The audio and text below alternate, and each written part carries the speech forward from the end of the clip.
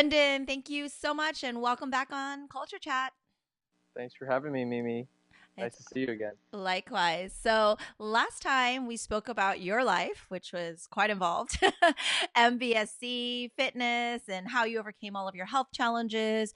So, if listeners want to go back, I will post that here because we had this amazing talk, and Brendon is super open and honest, and I just learned a lot from his conversation. But today, I wanted to talk to you about the correlation between mental health and physical health because I know you're not a psychologist or anything, but as a fitness expert, you must realize that mental health is a high percentage of the success rate for clients that you work with, would you say?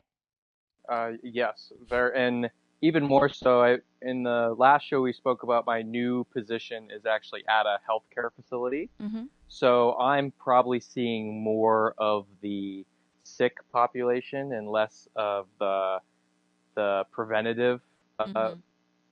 population. The people who are not well, there's a reason why they're sick, and they're generally not taking care of themselves, and that includes a lot of mental health issues.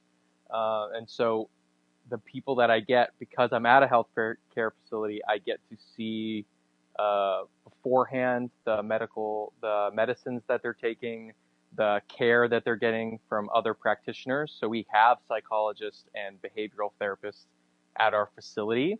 So I get to see what they're talking about in those notes, and I also get to see the anti-anxiety medications that they're on, the depression medications that they're on, and how that can dictate our training. And because the mind will always give up before the body does, Mm-hmm. and I've actually been reading a lot lately on these disciplines as well, and which led to the article that I wrote recently on the best $100 I spend every month personally is on my mental health, and that's seeing a therapist. So that's kind of how this came about. And Yes, absolutely. uh, Yes, I saw that post because, of course, I am a avid follower of Brendon Rearick, and so, but yes, I actually really loved that post because it really spoke to me because I was like, yes, yes, agreed. Because for me, when I started therapy, it was absolutely something that was necessary in my life, and it didn't really click until you started to go, like until I was right. there, I was like, oh, okay, I get it now, and what's happening. But yeah, that post was really spoke to me. And I'm like, I'd really like to talk to Brendon about all this. Cause one, you're very open about it and you've shared how much it's been beneficial for you. But on the flip side, I mean, you're a trainer, one of the best in the country that kind of work with so many facets of people. You've worked with, professional athletes. And like you said, now you're working with the everyday human who have all of these different issues. And so you'd be able to kind of see just that benefit of how it really goes hand in hand. And so for you though, personally, I mean, I'm sure you even recognize how your mental health probably propelled your individual training too. It's just on a personal level. Yeah, and so I mean, we all have stuff going on. We all have a background where something happened. We all have our struggles. And I personally wasn't dealing with them at the time for lots of reasons. And we spoke about my health issues, Yeah. my move to California, and the Mm-hmm. reason for that. And I had done therapy when both of those things had happened. And you do it for 6 months to 9 months, and then you move on. You Mm-hmm. kind of almost like you're a dove getting released, kind of. So Yes. but then something else comes up, and for me it was moving in with my girlfriend, who is now my fiance, trying to deal with the relationship between her and my daughter's mother, and making sure that we live in a happy community. Right. Um, and I was having a very, very hard time for that, and I was ignoring it, like, oh, I can get through this.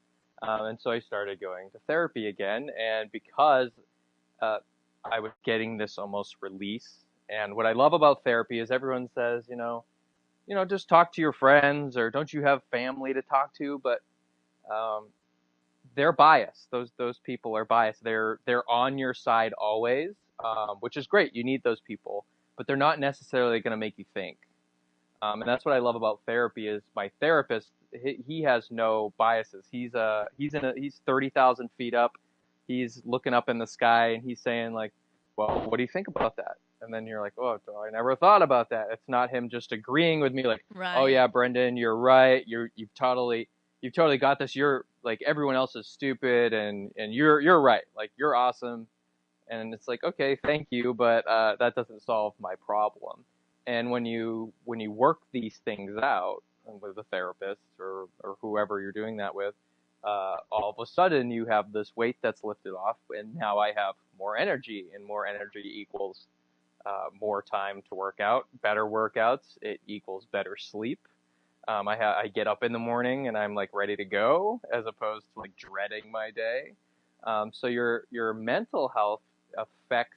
I use the snowball analogy. So you're on top of a hill and you start with a little tiny snowball and then you roll the snowball down the hill, and as it goes down the hill it gains momentum and it gets bigger and bigger and bigger. And I like to think of my goals like that. So for me personally, usually it's sleep. If I have enough sleep, I have the energy to work out, which means I eat better because I worked out that day and I feel good about it, which means that I feel better about myself. And then, so this time it was like, it changed, it shifted. It was mental health changed everything, which made me sleep better because I had less anxiety, which made me work out more. And so one little shift like that can be huge for someone. And I'll give an example. I was training someone at the facility I'm at now, and he came in, very heavy set guy. He had depression, anxiety, lots of things going on. And every time he would work out, he'd feel much, much better after the workout. But it wasn't the working out that was the difficult part for him. It was the getting there, because the anxiety involved and the stress of getting to the gym and being kind of in public, right? Because people can see that you're exercising and sweating, and that was the issue. So he came in and worked out with me for probably a month, and mind you, his resting heart rate was almost 100 beats per minute, Okay. which Wow. resting heart rate for the average person should be between 55 and 60. Anything under 50 is considered very healthy, and anything over 70 is like, whoa, okay, Mm-hmm. and if you're at 100, that's almost like running in Right. your sleep. That's like running standing there in place.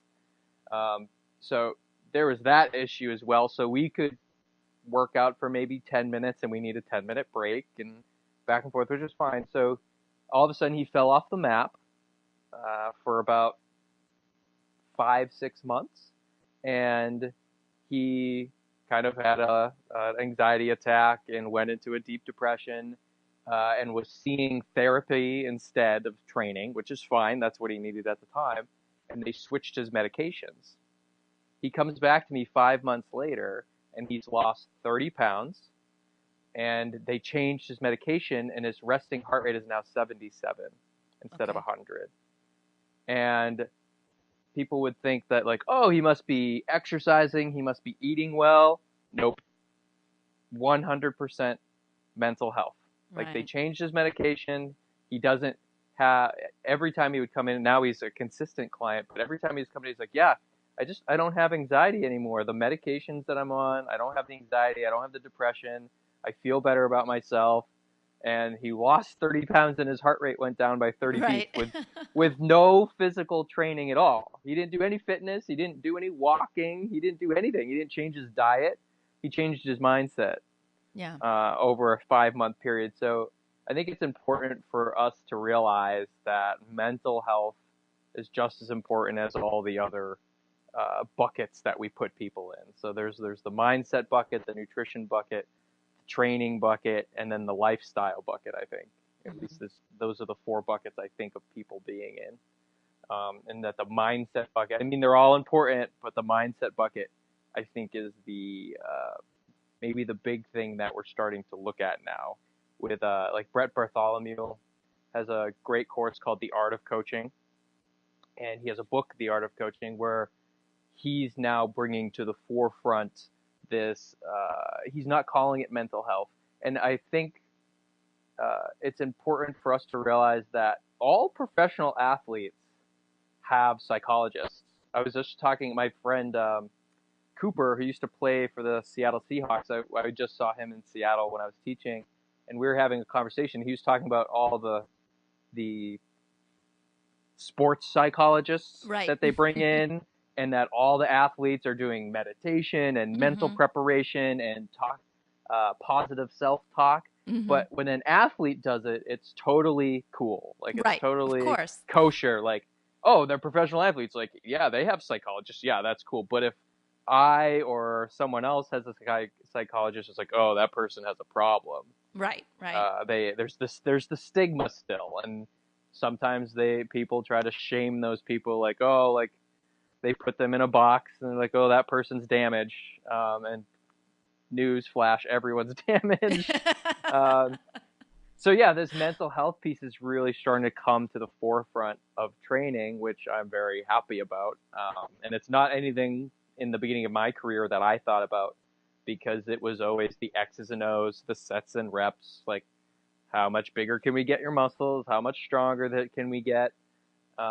And there's a wonderful book that I'm reading right now called How Bad Do You Want It? And it's all about this. The premise is that your mind gives up before your body does. And that it's really all starts up here, not in, there's not like this lactate threshold thing that they believe for a long time, because you can override all that stuff with just your mindset. They're using examples from like cross country races or marathons, where you're running and the leader's up in front of you, and physically you don't have anything left in the tank, but all of a sudden your mindset switches and you say, I gotta catch this person, and you'll run faster, and you'll try to catch them. You'll run much faster with the mindset that you have than you would if you were running alone. So they've proven through all of these things, like, we know music makes you run faster. Right. Right? Like, and that's all mental health. Music can put you in a certain mood that improves your wellness and that improves your health. So it's really cool to see these things for myself and how it's worked, and made me make it much easier for me to get my workouts in daily, and seeing how it works with other people now that I would have never probably had the chance to work with if I was in the preventative side of working out, where people who are coming to the gym are generally already in that type of mindset. Yes. Many of us. Whereas now I'm working with people who are almost in the complete opposite mindset, and we're trying to get them to that mindset. So Yeah. it's Yeah. I think it's great that you get to see both sides of the spectrum, and maybe, kind of have that appreciation for not how easy it was to train people who are willing and ready, but I mean, it's yeah, definitely a different type of challenge. And I find everything you've been saying, I've been listening, really interesting, because there's something as, for me, my quote unquote sport or activity is martial arts. And the right, great thing about that is that it always kind of went hand in hand without kind of, being defined that way. But, our very first exercise that we do for our warm ups is a meditation exercise. It's a breathing yeah, exercise where we're literally in one stance and we're breathing, and we do it for like 15. I mean, it's literally a meditation. And it's like, I think maybe there's that, mystical, oh, martial arts is a mind, body, and spirit. And, people kind yeah, of get a little woo woo about it. But it is really true, where as a martial artist, we've always kind of felt that real connection with yourself, and that definitely starts in the mind, but we've never really spoken about it in kind of more than maybe the scientific or medical terms that we're talking about it now, like you said, modernly, with sports psychology and things like that. But it is definitely something that intuitively went hand in hand. But even me as a martial artist, I had waited a long time to start therapy before I realized it was something that would really benefit me. It still didn't actually click that that was something, that would be necessary. Like you said, even when you're not having some major life crisis, it could be something ongoing just as exercise. I mean, I always say it's Right. kind of like exercise for your mind, it's like almost Yeah. the same concept. And I think the stigma, like what you mentioned, is really the worst part of it. And I previously spoke to, Dr. Ravi Chandra on my podcast last week. And, as a psychiatrist, there is, I said, well, how can we get people to not think, oh my God, you're a psychiatrist, you're a shrink? And it's got such a negative connotation, Mm, and I think that is changing. But like you said, when we say, oh, I'm seeing a sports psychologist because I'm a pro athlete, or, if you're, a cancer patient or something, oh, I went to a health or medical because of my issue, then it's like, quote right. unquote, okay. But if you're just a normal quote unquote person without some sort of debilitating disease, then people think, oh, well, you must have a mental disorder, or you must have this or that. And so I feel like the biggest challenge is getting those quote unquote everyday people who could benefit. And maybe it isn't therapy. We're talking mental health in general, but maybe it is take 5 minutes of meditation, and maybe that will then open their minds to if they need therapy or not. I'm not saying everybody in the world has to go to therapy, but I actually do believe it could benefit everyone in the world. But, that's not always everyone's thing. But like, I feel like addressing the fact that we know we have something that we need to, like work on, that it's not just, oh, I'm just going to get, like you said, all the reps in the gym, that there's more to it than that with our wellness, overall wellness. I love the bucket analogy, like what you said, all those different facets, but it does start with your mental game. So have you come across challenges? But I mean, it seems like at your facility, you have this very nice, cohesive, everybody, there's all these things that are accessible and maybe more accepted. But have you had clients, that you've had to be like, well, maybe you should think about seeing a therapist? I mean, or is it like crossing the line, or is it touchy for you, or is it a challenge that you've seen people that who have that major anxiety and depression, and that that could kind of benefit? Has it been a challenge for you to kind of talk to them, or do they get offended, or is that something that Uh, you don't really go into in your profession? yeah, that's a great question. So because of the facility I'm in, that makes it very easy to do because I have access to those people, and then we're Right. in a healthcare setting. I've had, because of the article I wrote, I've had lots of people reach out to me Yeah. and ask me personally about it because of me sharing my own story. So maybe that's one way for people to, or coaches, is to share their own experience with therapy, or their own, like, hey, I have anxiety and I have depression and I take medication every day for it, and it allows me to do what I love to do, and it allows me to train and to help you, and it's okay.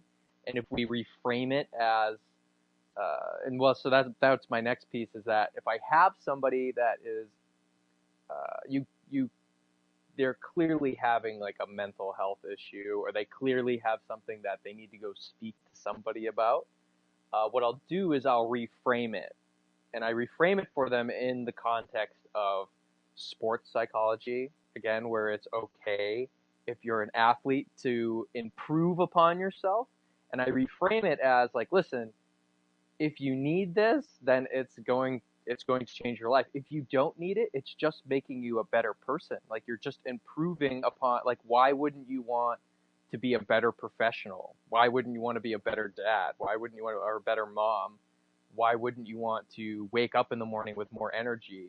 So if you look at it and you almost turn it into like a performance piece, like, hey, I bet you if you go see this person, you'll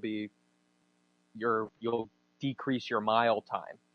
And they're like, oh, okay, I could buy into that, Right. because you don't want to frame it like, oh shit, like you've got an issue, like you got a You problem, need therapy. you need therapy. Like, you don't want to frame it. So if you could reframe it, and you can relate it back to what you've experienced as well, and or what you've seen with other people, or even just like the professional athlete thing, because again, it makes it okay. That would be the way that I would and have tried to get people. I mean, not everyone's going to be open to it.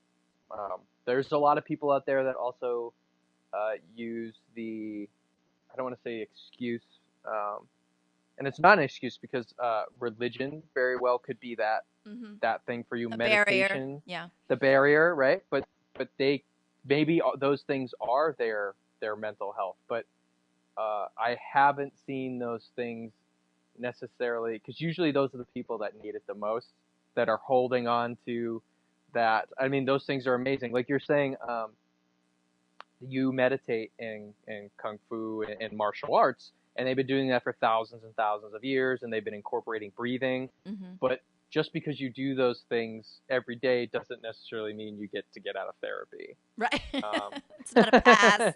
it's not a pass. Like, oh yeah, I went to kung fu this morning. We meditated for 15 minutes. I'm good. Like, I have no No problem. issues. No more No issues. issues. Yep.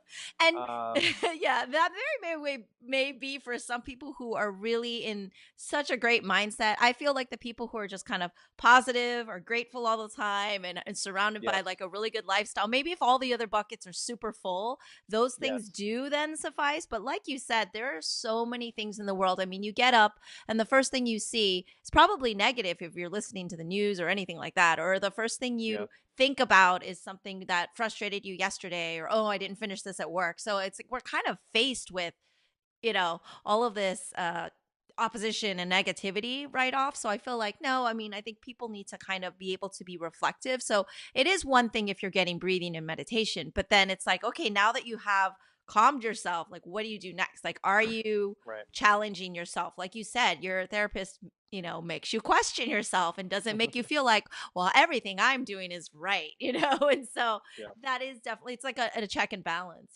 So It I think is.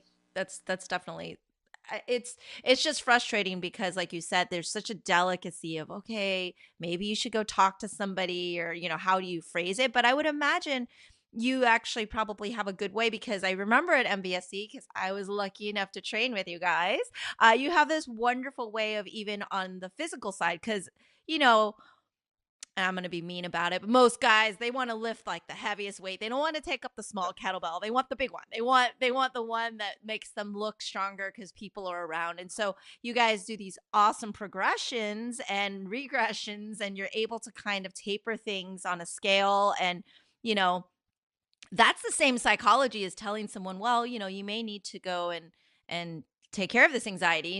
You guys are really good about being able to kind of check somebody, but in a way that doesn't make them feel belittled about, Hmm. look, don't pick up that weight, you're not ready for it. Basically, I mean, it's still, you still pretty much are uh delivering a similar message that's not Yeah. negative, but people would get offended or maybe touchy about it. Right.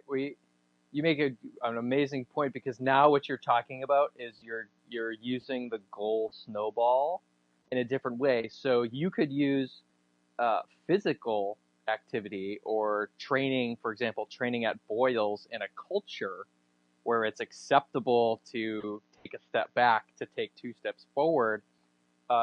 Now that goal, you can get through the mind through the body.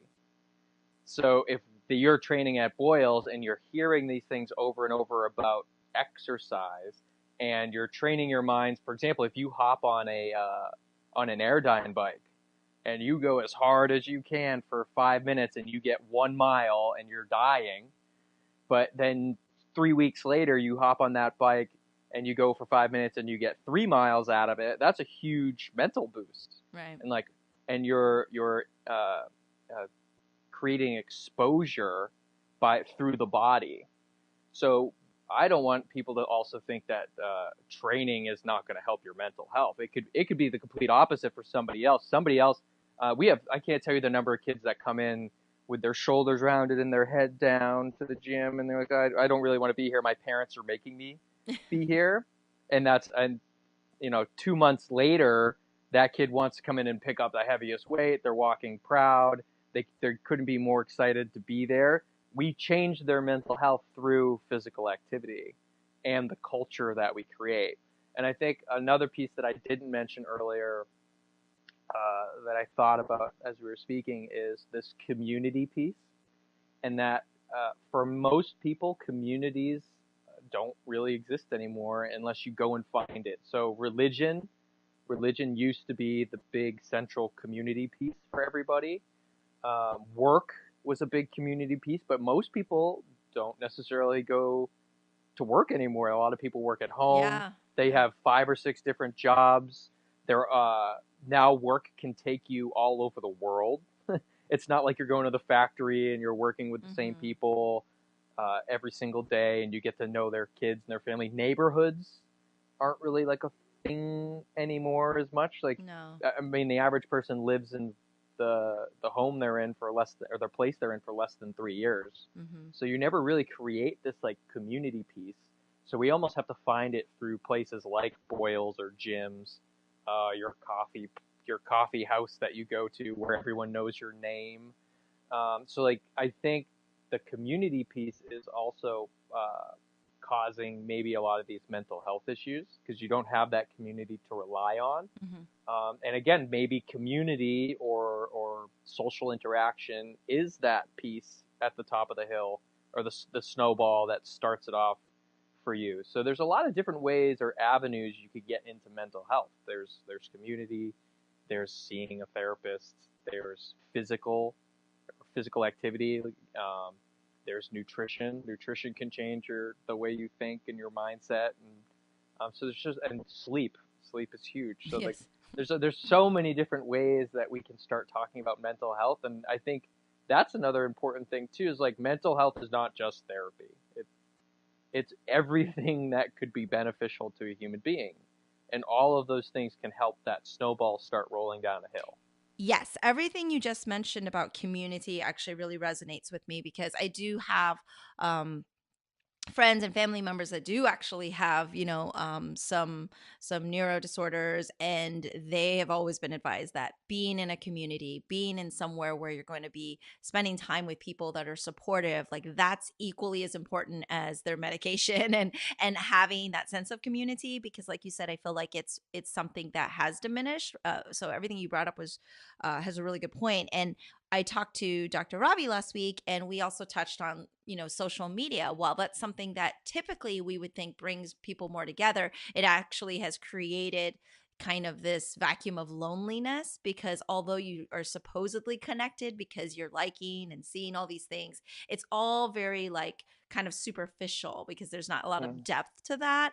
And so this world of social media has also, I think, caused a lot of these depression Oh and yeah. anxiety, just even that, oh my god, no one liked my picture, or oh my, I feel like that has caused some level of anxiety. And he actually wrote a book on it and did a big study. So it was an interesting correlation because it's this weird world we live in where it feels like we're more connected, but we're actually not because we Yeah. talk on the phone less, or we Hmm. don't write these personal letters where we're, writing is very therapeutic as well, where you're like journaling. Right. And so we're not writing these letters and sharing emotion and sharing our day. And so all of those practices are lost. And so I know I've talked to you about it, and also Mike Boyle on my podcast about journaling and how great Hmm. that is for one. And so there's so many things that we can all be doing. But you just bring up a really good point about the piece of the community missing in mental health as well. Yeah, and have you ever heard of blue zones? Mm-mm. So blue zones are places in the world where people live. The average life expectancy is 100 years old or more. And I believe there's 6 or 7 of these places. And so they went and studied all these people and what it is that makes these people live that long.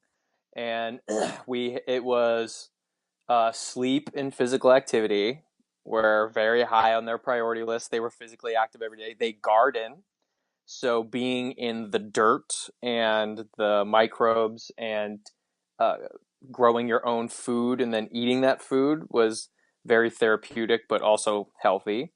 Uh, they had, I think, eating nuts and seeds was actually one of the things that they all do. And then it was coffee, red wine, and last piece was this community piece. They all had very strong relationships with people their age, but also their family members. And so I've heard Dan John say before at a seminar that he believes that coffee and red wine aren't good for you. what do you do when you drink coffee and red wine?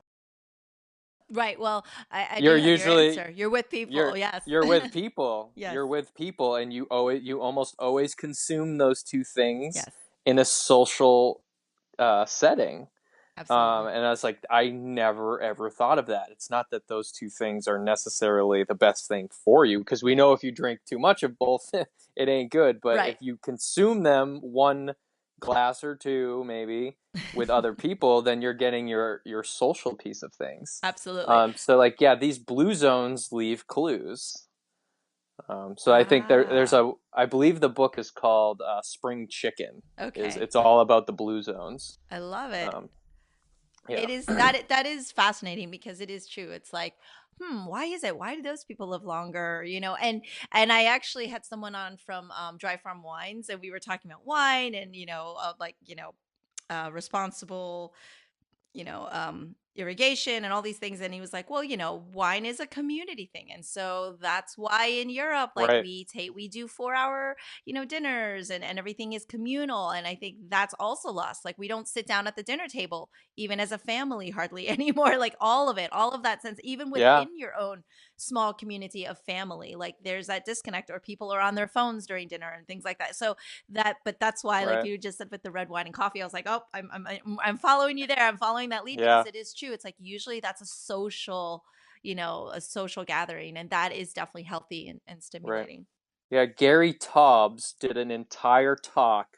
I don't remember what the name of the talk is, but the talk was all about, he thinks that the biggest issue with, I don't know if it was weight gain, it was weight gain, anxiety, like a lot of these issues, was the fact that since 1980 or something like that, people stopped having family dinner and people stopped cooking their own meals. That, and he correlated that with this uptick of obesity and social anxiety and the lack of family ties and divorce rates, like all of these things he correlated. I don't think it's that simple. I don't think you could just only blame people not sitting down to have family dinner, but I think stuff like that is very It is, very important. but that goes And hand in hand because you said cooking dinner, right? So when we would have to cook our dinner, that right. meant what? Oh, well, you're cooking whole foods probably, right? You're not just putting something in the microwave or Right. whatever, or going out to eat where, there's all sorts of things that, I mean, so that is healthier, right? And so of course the rise of Right. obesity is like, well, we're not cooking our own food. We're not taking the time to know, because if you know what you're putting in your dinner, and you're putting in like toxic things, you're probably not going to want to eat it. But when you see it show up in this beautiful, burger and fries, and it's Box. Yeah. delicious, and you just want more, the body is smart.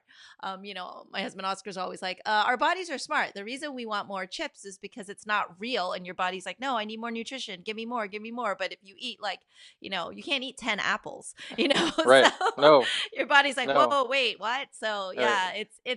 You that's can't. really interesting though. Right. Imagine if we ate broccoli Yeah. like we ate chips. You'd e- you'd eat like 5 pieces of broccoli. Like, oh, I'm full. I can't eat any more broccoli, but I can eat 7 bags of Absolutely. chips easy. Absolutely. Yeah. Yeah, if only we have to find the smart scientists need to find a way to trick us so that Yeah. the Broccoli chips. broccoli tastes, yeah, so it tastes and looks like a chip, but it's really, I mean, they have that, but it's not real. It's not Yeah. it doesn't No. have any of the good nutrition, but yes. I get. I guess it does exist, but it's not nutritional. No, it's Yeah. not.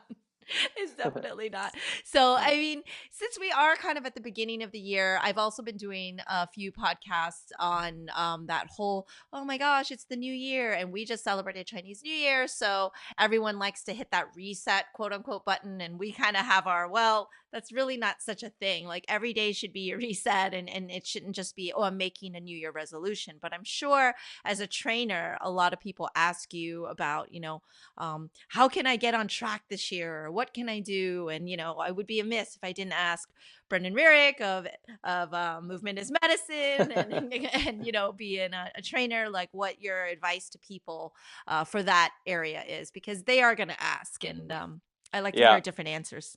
So as much as I want to know the goal, so what's the goal? But more importantly, I want to know the plan and the process. I don't think enough people make the plan and the process.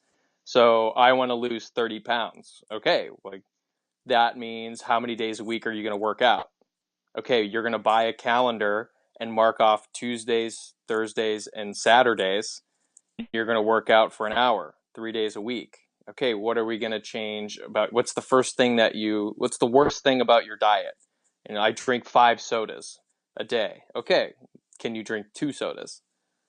Awesome, good. We're down to 2 sodas, or can you drink 5 diet sodas? That's where we begin. And can you add 1 salad a day or 1 salad a week into your? So like we're creating a process and a plan right from the beginning. And I don't think enough people take the next step. There's a wonderful book called Motivation Myth. And it's not simple enough to just be like, I'm motivated, like, I want to do this. Okay, what is your plan and your process for getting there? And that's probably the number one thing I do with people, and myself included. So one of my goals that I didn't tell anyone about this year, because usually I post them on social media so that I can share these things and I can hear what other people are doing. Um, and it also keeps me accountable. But one thing I didn't share is that I'm learning to cook and bake. So every Tuesday and Sunday, I cook or bake something. So yesterday I made a apple uh, apple coffee cake, which is amazing, by the way. But yeah, but I planned for that. So every Saturday, I go through, we have like 10 cookbooks. I go through the cookbooks and I'm like, ooh, I want to make that and that. I go grocery shopping on Saturday. I write down everything that I need. And then Sunday, I cook or bake. Same thing on Monday. I decide what I'm going to make. And then I do that on Tuesday. So 2 days a week. So that means I'll cook or bake something 104 times this year. And I'm hoping that by 104, I've kind of learned the nuances of cooking and that I can at least hold my own in the kitchen. Because before, I was very much the person that sauteed everything. I ate a lot of meats because the meats are easy to make on the grill. And anything that was a vegetable was probably put in a microwave or simply something that I could buy in a bag and dump Salad, a lot of in salad. a pan and a lot of salad. So yeah, so that's like, but I have a process and a plan that I stick to weekly, and I have a spreadsheet and I have a calendar. So on my calendar on Sundays and Tuesdays, I mark a big red X when I do it, and I keep a track on a spreadsheet, and I take a picture of everything that I'm cooking so I can eventually maybe share that, and I send it to my parents and stuff because they can't believe it. Who is They this think imposter? it's hilarious. Yeah, they're like, what are you doing? What's wrong with you? Are you okay? I'm going to therapy. Now I'm cooking and baking. No, now I'm cooking and baking. My therapist thinks it's good for me.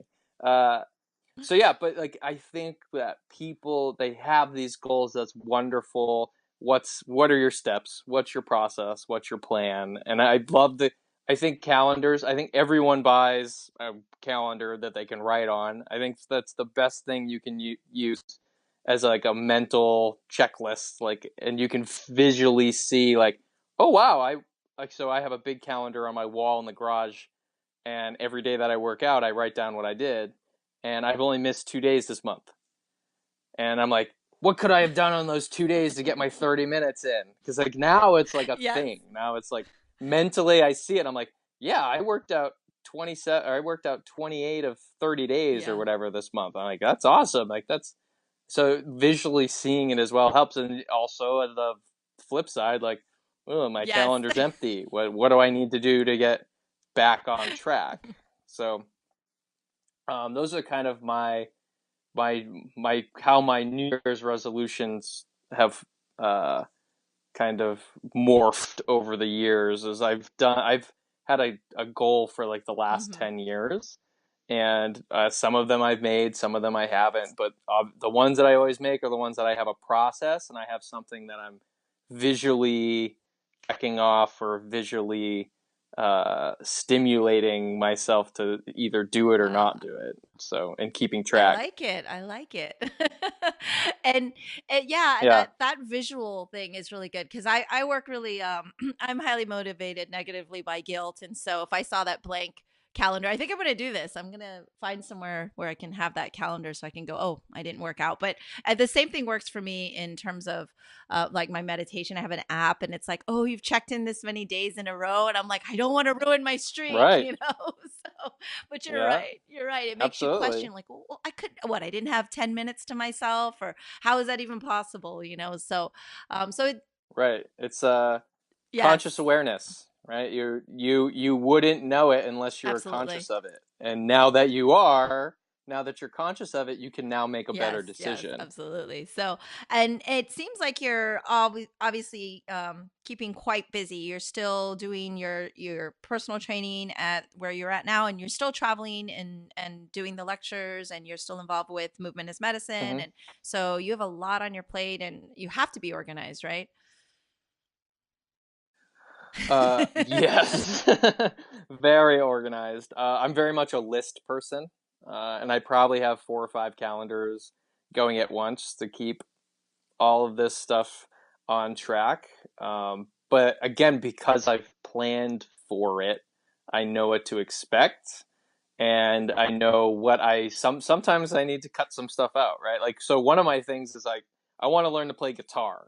That was like what I wanted to do last year and the beginning of this year, and I realized like, okay, like guitar's got to go. Like something's got to give, and this year I can always learn to play later, but I mean there aren't enough hours in the day, so you've got to be realistic as well. So like yes, I'm very very busy. I have my hand in a lot of cookie jars and trying to manage all those things, and sometimes balls do get dropped. And again, learning through therapy, I've realized that balls are going to be dropped and Right. nobody's going to die. It's going to be completely fine. There's things that obviously take priority first, and my personal, I think I did a podcast a few weeks ago and we talked about my 5 priorities. So one is myself. So it's not I try to reframe it as not a selfish thing. But if I don't take care of Absolutely. myself, then they say you can't pour Hmm. from an empty cup.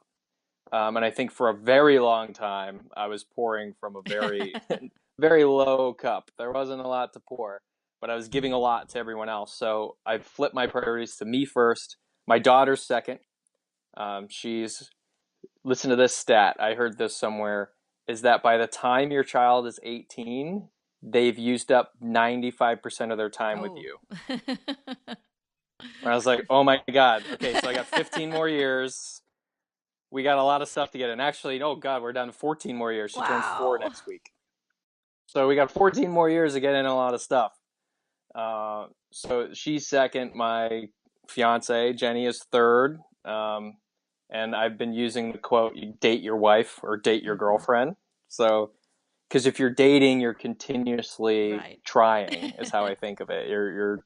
You're trying to keep that person interested, and you're going out on dates and you're doing Yes. things together. Whereas if you look at it as like, oh, it's my wife, you may get complacent. So which So happens weird. sometimes. Does it really So ever?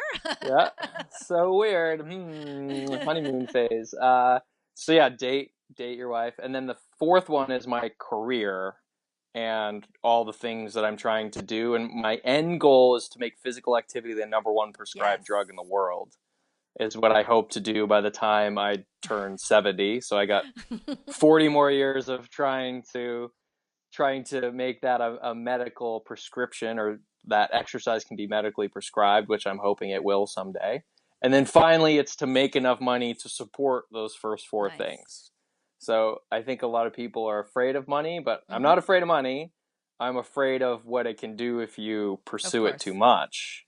But I like to have freedom. So, and I like to support those first 4 things. So, financials is one of my priorities, but it's the fifth one.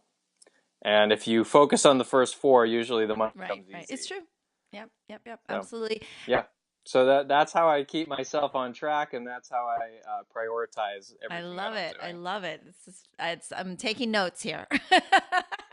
Uh, Well, first of all, congrats on the engagement, Thank but you. also on, just, keeping it all together. And, we got to talk, like you said, Uh, last year, which was awesome. And you shared just so much. And it's just awesome to see how on track you are, but also that it's it's refreshing to know everybody like who kind of sees things from the outside. Oh, Brendon, he worked at MBSC and he gets to talk at Perform Betters. He's got it all going on, but it's like, no, it's a work in progress, and it's work. That's the point. You are Oh yeah. doing the work in every facet, and that is how Mm, things come together. So congrats on that.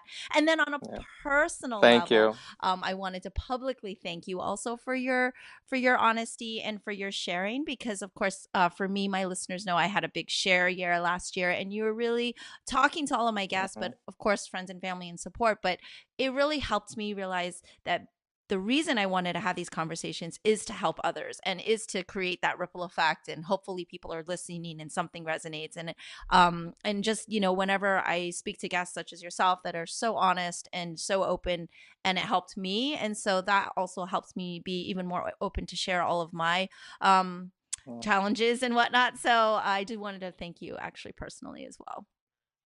You're very welcome, and thank you for being willing to share, because I think that's very therapeutic for people as well. And it doesn't have to be on a public stage, but you have to share it with someone or something. So no, thank you for Thank you. sharing as well, because it's not. I know it's not easy. It isn't, yeah. It's not easy, but it feels good, and it's nice to know that you're not the only Yeah. one, and none of us Exactly. are. And that's the None thing. of It's us like, are.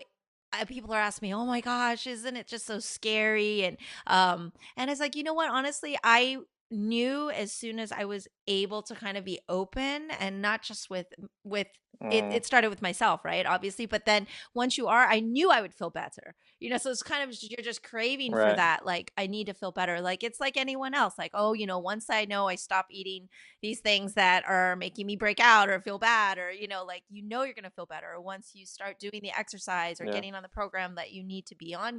That it's there, but it's just that human, resistance. It's so hard. It is a really hard thing to do. And so, yes, definitely, anyone listening, please be encouraged. If Brendon and I can do it, you can do You it. can No, do but it. in all seriousness, all these conversations Yeah. have been absolutely awesome for listeners, but also selfishly for me myself. And you definitely were an integral part of Yeah. that. So I just wanted to actually share my gratitude, and of course, thank You're you. very welcome. Thank you for sharing that. You made my Very nice. Wednesday, and maybe actually you Oh, made my thanks, week. thanks. I We'll get the say whole week. week. But You get the but whole it week. is. It's always nice to have you on Culture Chat, and I love talking to you, and I know the listeners always enjoy it. So if you want to hear more about Brendon, keep following him in Movement as Hmm. Medicine, as well as Collect Moments Not Things. I will link that all here, because he does share a lot of words of wisdom, and just also he reads 1 million books a year or something like that. No. Yeah. This is true. No, that was one of my goals one year, was to read 100 books, and Yeah. now Oh, it's a it's a thing. thing. And he does his It's a awesome thing. reviews as well. And he'll give you his opinion. And, so I like that, because he's definitely ahead of me in the book game. So then I can just look at his review post and go, okay, There you here's the go. one he's like, well, meh. And then he's got some great recommendations always, though. So you can check out all of that and follow. And he's really awesome, because he actually does reply. So if you have questions and things posted, and he's really good about trying to reach out and answer all the questions. So Brendon, thank you so much for joining me on Culture Chat. Thank you for your time, and keep being awesome. No, thank you, Mimi. I appreciate it. I look forward to doing this again sometime. That's all for today's episode. Thanks for listening to Culture Chat, and hope you enjoyed the conversation. Please subscribe and rate my podcast. Feel free to leave me suggestions or send an email to mimi@culturechatpodcast.com, or follow me on social media at Sifu Mimi Chan on Twitter, Instagram, or Facebook.